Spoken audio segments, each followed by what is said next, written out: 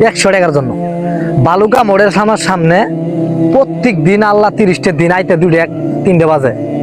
কুয়াশা তো এমনি দেখা যায় না, ড্রাইভার তো এমনি চলে দেয় না। আরো গাড়ির সামনে 40-50 গতি থাকলে গাড়ি কি বেড়ে হাতের 5 হাত সামনে যায়, গাড়ির 5 হাত সামনে যায়, মনে করেন সিঙ্গেল দিব, ভাই দাঁড়াও এমনিতেই দাঁড়া কি ভাই টাকা দিয়ে যাও, 50-100 টাকা লাগে যে পুলিশের আইতো লাইট ডিউটি করে থাকার জন্য। তুমি ভাই 1 কিলো দূরে থেকে লাইটিং দাও, সিঙ্গেল দাও, তুমি যায় যে সিঙ্গেল দাও, হাতে 5 হাত কি 10 হাত সামনে যায় তুমি সিঙ্গেল দাও, এই জায়গায় কি গাড়ি কি বেড়ে গো, হাওয়ার বেড়ে একদম মিস হলে তো তুমি শেষ, তখন তো সব গাড়ি ড্রাইভারের কি করবো ভাই কোন। এমনিতে কুয়াশার জন্য দুনিয়ার অ্যাক্সিডেন্ট দুর্ঘটনা হইতেই আছে, তার মধ্যেও হাইওর পুলিশেরা যে জামালা করতেছে ড্রাইভার করে শুধু 50-100 টাকার জন্য।